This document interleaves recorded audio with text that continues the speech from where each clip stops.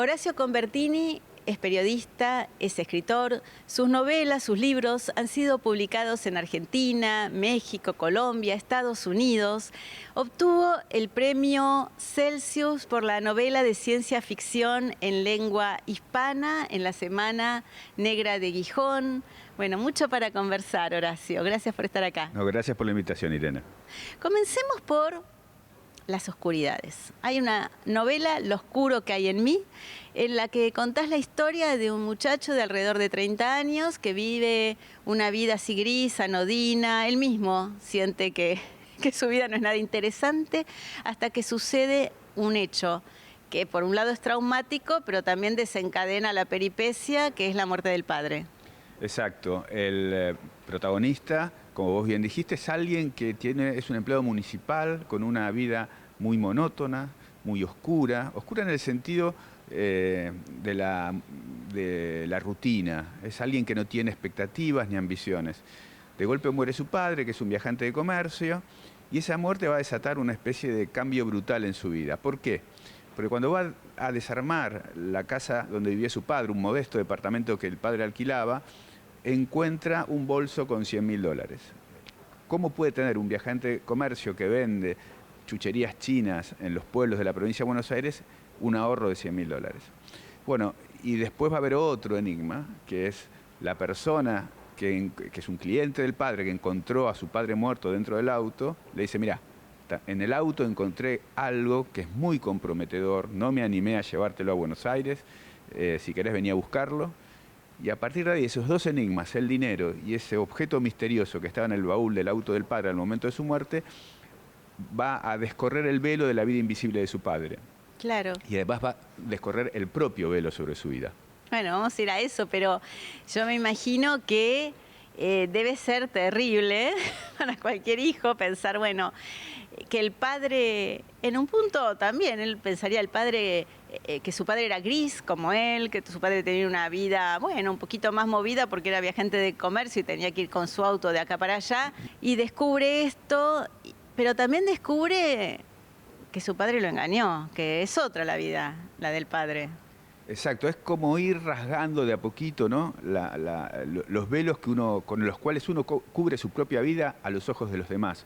Él empieza a rasgar el velo de la vida del padre.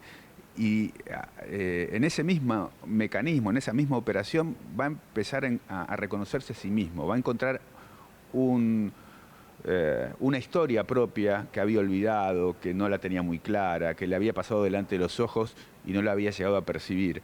Hay un personaje que le dice: vas a tener que buscar dentro tuyo la oscuridad que hay en vos. Eso te va a permitir verte como sos realmente. Bueno, él la va a encontrar y su vida va a tomar un giro brutal. Y va a tener que tomar una decisión, hay un momento de decisión. No vamos a spoilear no hay que spoilear, novela, no, es un pecado mortal en series y en libros. Sí, además vos sos un gran comentador de series y de libros también en tus páginas, porque yo te sigo mucho en Facebook y los invito también a seguir las recomendaciones de Horacio, que siempre nos guían en el camino de qué ver y qué leer, ¿eh? Exacto. Sí. Bueno, Lo oscuro que hay en mí habla de una oscuridad, pero está ambientada en los años 90. Sí, también, a fines de los años 90. Claro, también es una época donde los que recordarán esa época, los que pueden googlear qué pasaba, se hablaba nuevamente de los fines de mundo, ¿no? Era un momento de oscuridad. Estábamos frente a un cambio de milenio, ¿no? Esa expectativa que generaba el cambio de milenio también venía acompañado por una situación del país, ¿no? Un país que estaba lentamente acercándose a esa crisis que todos recordamos y que vivimos en el 2001. Y si bien no es una novela política, ahí se ven algunos de los hilos de aquella crisis, ¿no? Las chucherías importadas que vienen de China a muy bajo precio, esa idea de que por ahí no hay mucho futuro, que todo es demasiado chato y anodino, y eso es un poco lo que impregna la novela por debajo. Después sí, esa sensación, diríamos, de que algo va a pasar, porque se viene el fin del milenio y la Buenos Aires que yo retrato ahí, que no es una Buenos Aires exactamente realista, es una Buenos Aires abrazada por un calor insoportable, por un verano excesivamente prematuro y por hipótesis que la gente se hace, ¿no? ¿Qué es esto? ¿Es realmente el fin del mundo? ¿Qué es? ¿Es una explosión solar? ¿Cuándo va a terminar este calor? En el medio de esa especie de ardiente realidad que acompaña al protagonista, él se va a lanzar a los caminos a descubrir la vida del padre. Claro, está bueno esto, ¿no? Porque parece que siempre, para todas las épocas, para todos los cambios de milenio, para todas las generaciones, hay un temor, bueno, ahora también muy acuciante de los fines, ¿no? De lo que sucede con los fines. Aquí rastreas lo oscuro que hay en esa época, pero también en cada uno de los personajes. Invitas me imagino, a los lectores a ver en sí mismo las oscuridades, ¿no? Porque uno trata siempre de mostrar las luces, pero también pensar en las propias sombras, en las propias oscuridades. Y Los que duermen en el polvo es otro libro que también trabaja el tema de las oscuridades, pero ya en un entorno de futuro, un entorno posapocalíptico. Sí, en este caso es una Argentina contemporánea, reconocible en muchos aspectos, pero arrasada por una epidemia que llamaría zombie, de alguna manera. La Argentina ha sido perdida por esta epidemia, es decir, mucha gente se ha transformado en otra cosa. En la novela se los denomina bichos, son criaturas antropófagas que vagan por el país buscando la carne de los sobrevivientes, y los sobrevivientes se han agolpado en la Patagonia, debajo del paralelo 40, detrás de una muralla artillada, y han intentado recuperar la idea de la Argentina como nación en ese lugar, ¿no? La capital está en Río Gallegos y hay una especie de resistencia a no perder la totalidad de la Argentina. Y en ese contexto el gobierno va a enviar una misión a cargo de un político importante y en la cual va a participar el narrador de la historia, que es recuperar la idea simbólica de Buenos Aires como capital.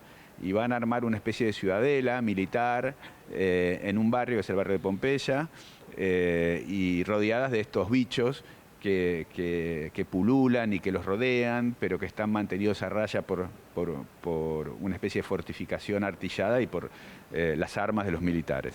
Pompeya, el lugar donde vos naciste, un lugar que de alguna manera siempre aparece en tu literatura, incluso vamos a saltar de estos zombies posapocalípticos a una cosa que nada que ver, que es la novela La leyenda de los invencibles, que es una novela para chicos de más o menos 10 años y que va a la esperanza, porque de alguna manera, aunque haya oscuridad en estas novelas para adultos, siempre está esa pregunta, me parece, también por la identidad, ¿no?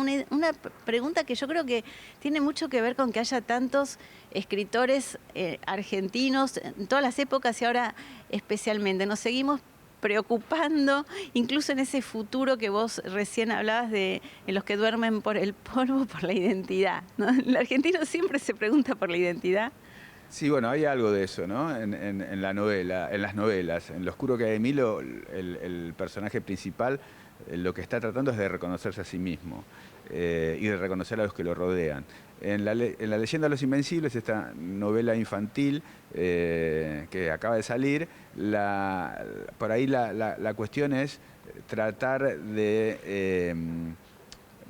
hay un adulto que recuerda su infancia y que además recuerda la forma en que se despidió de sus amigos de la infancia. Es encontrar la identidad de cuando vos eras chico.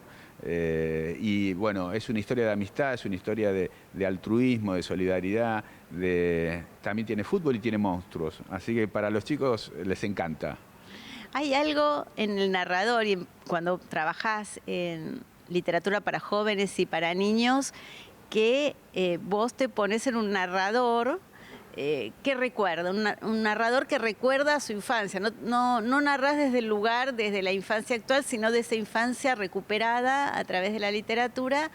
Y yo quería preguntarte, porque generalmente los escritores de libros infantiles, juveniles, se encuentran mucho con sus lectores.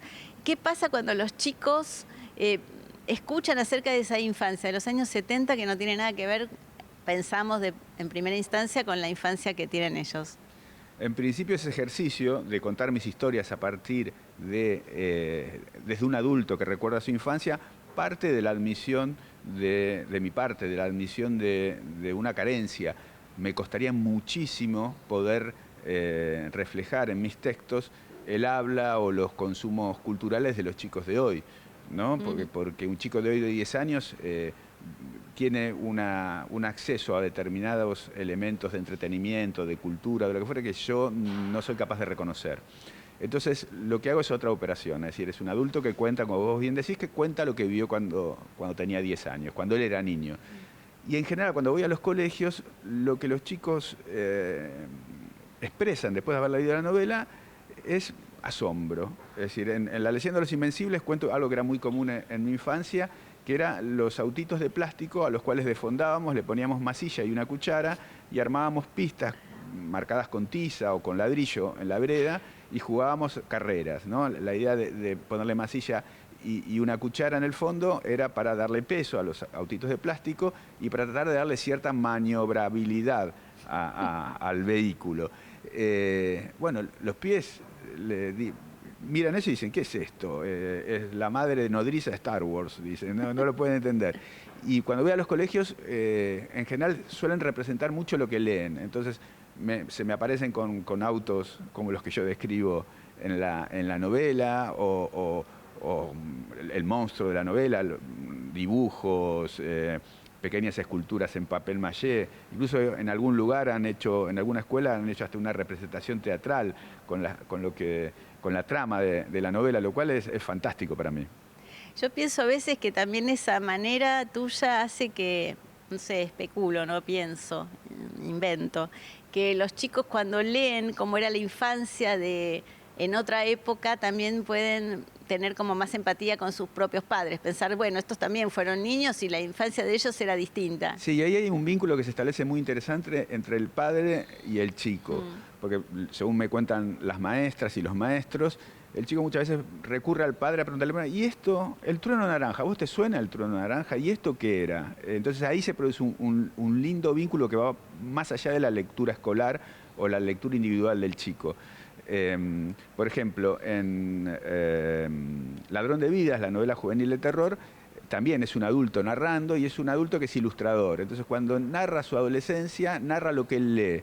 Entonces, lo que él leía era Nippur de Lagash, aquella maravillosa historieta escrita por Robin Hood.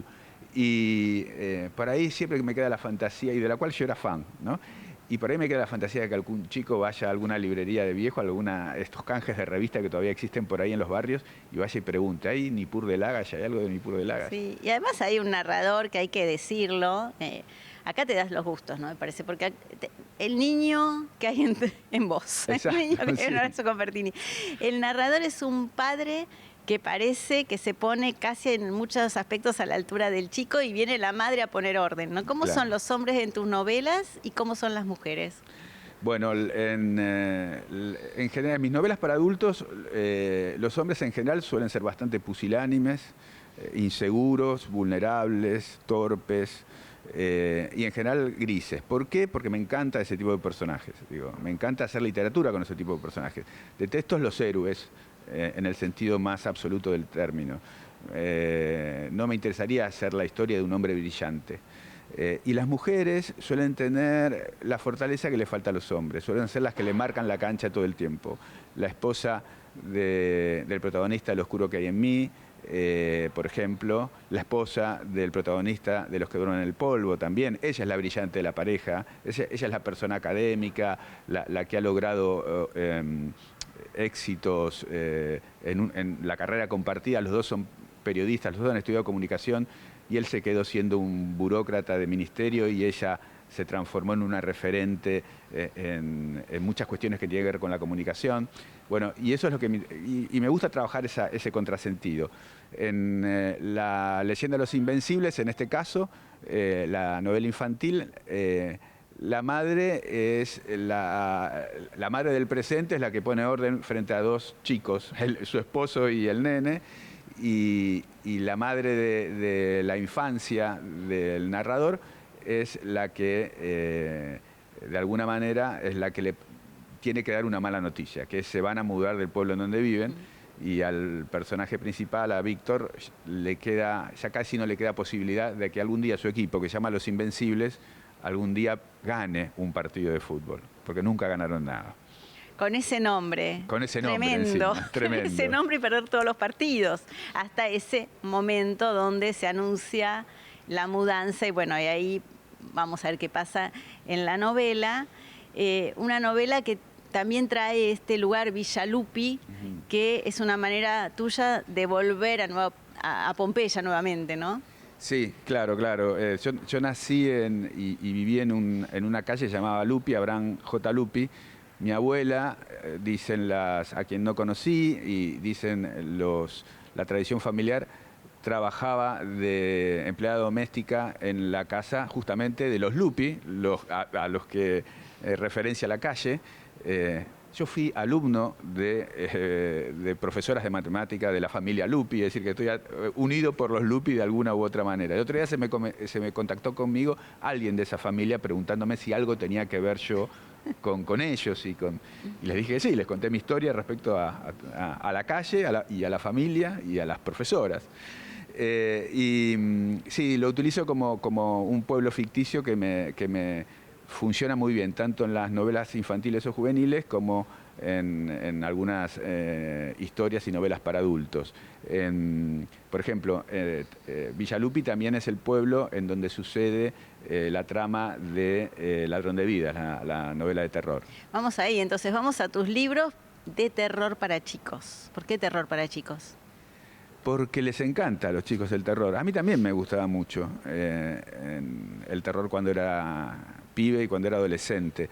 En el prólogo de Ladrón de Vidas cuento lo que generaba en mí la lectura de los cuentos de Poe en verano, un verano, veranos larguísimos porque me sonaban larguísimos, interminables, en habitaciones que eran chiquitas, tenían el sol todo el día arriba en la terraza, no había aire acondicionado, nada, y era imposible dormir. Entonces, ¿uno qué hacía? Leía. Tenías 4 canales, además, que terminaban a las 12 de la noche, ¿qué hacías? Leías.